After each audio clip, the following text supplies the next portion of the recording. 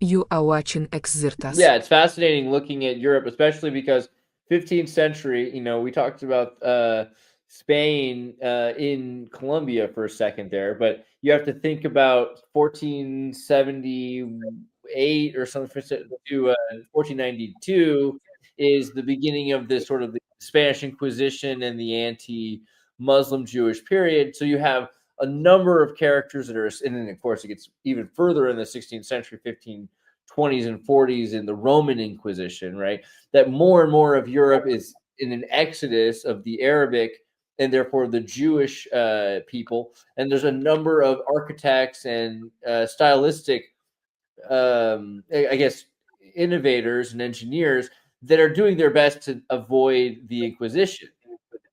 Right. So is it something to do with this like Europe Arab, as David Ewing Jr. has talked about, right? Is there something to do with this Yes. sort of Yeah, it is. It's demographics. We see this playing out today. This happens.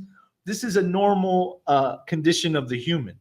And we can go really deep into this, but there's really only we can get into it. But the point is that, okay, yeah, Europeans were essentially, they started seeing the demographics of Islam change because any conquering power eventually absorbs the people that are conquered. And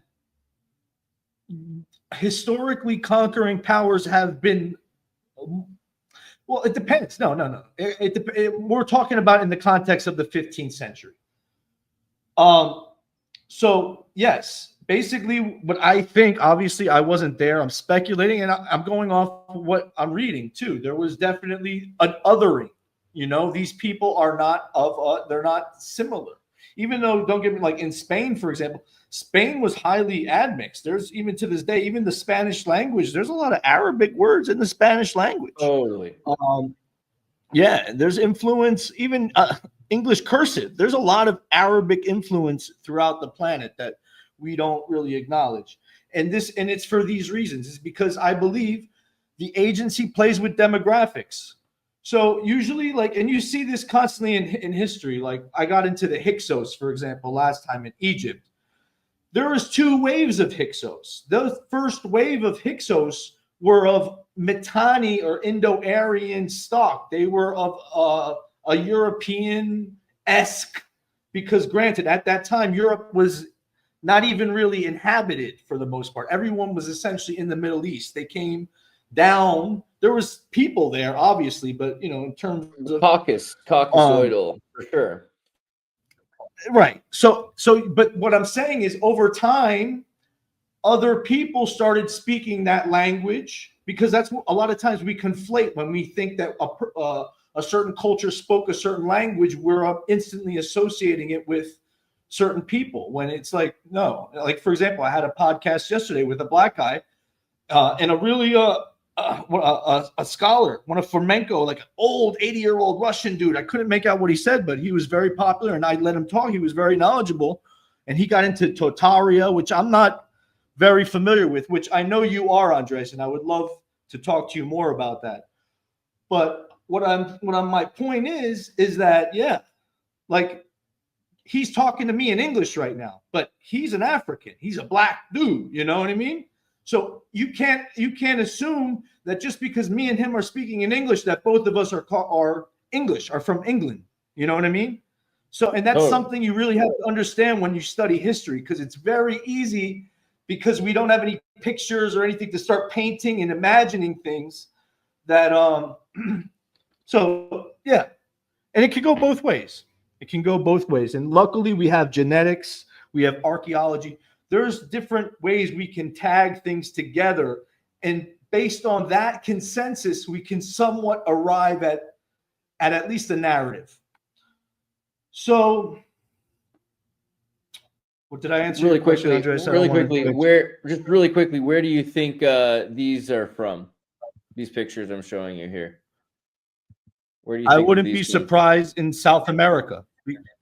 Yeah, fair. Well, so they come from Rome, right? Could be. So these are Roman statues from pre-Roman imperial period. Okay. And there's a number. I mean, but the question is, what does it mean to be Roman? And clearly, those are African people. Yeah, I mean, it's not far away. Right. And so you start to That's notice that precisely my point.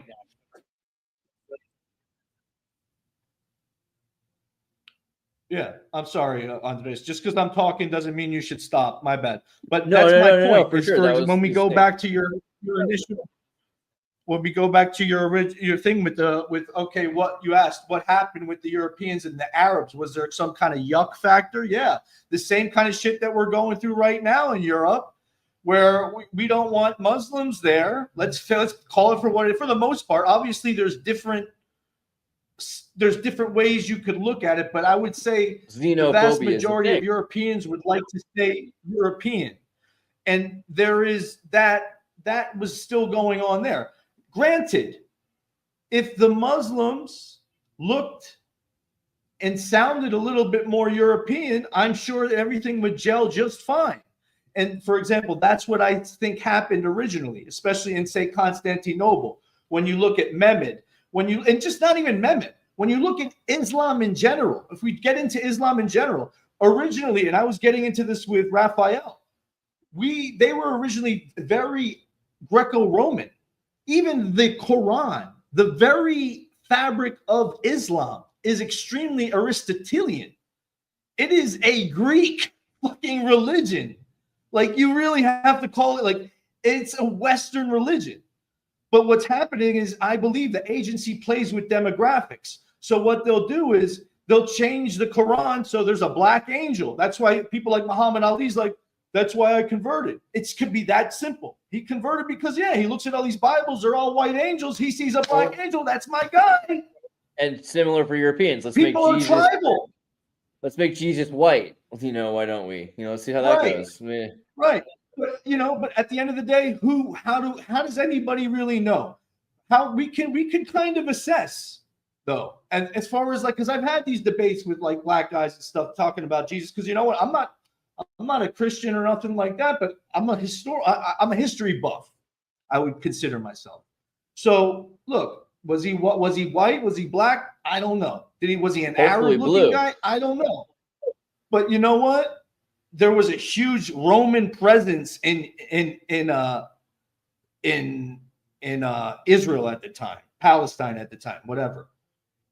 Yeah, so occupation. The odds, and as far as the Jews are concerned that were recording the event, the person that they call Yeshua, if you look at the Talmud, he was his mother Miriam was raped by a Roman soldier named Pantera.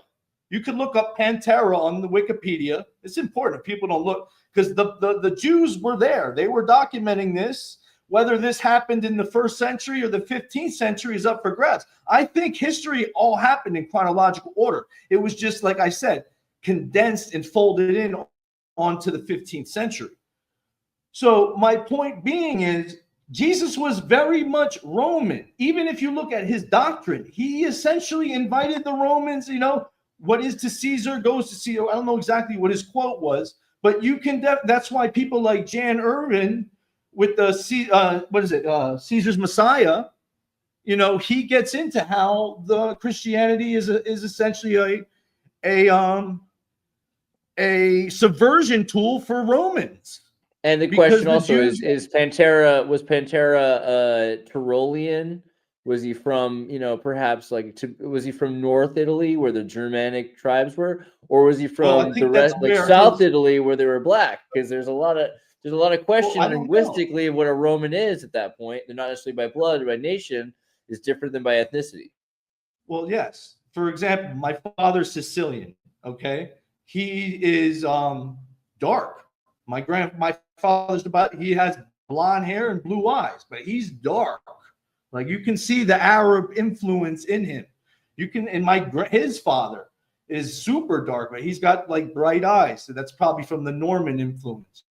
What's that scene in True Romance? Oh my God, right? The point is that, yes, there was a Islam definitely, but as far as the Romans, I don't know. I wasn't there. Is there, for example, the new Gladiator with Denzel Washington? When you look at the comment section, is this part of cancel culture? Or like you just showed me a picture. That picture looked pretty friggin' old. It looks like it was from ancient Rome. But was it? Or was it for the first time when different people that looked phenotypically different than each other actually mixed for the first time? I think before that, we were completely isolated, and because or there was patches. When I say, there was probably people that knew how to seafare, primitive seafaring. I'm not talking about anything like a circumnavigation. But yeah.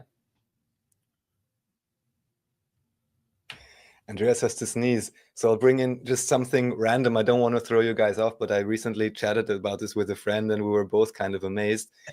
Also because you mentioned the agency, right?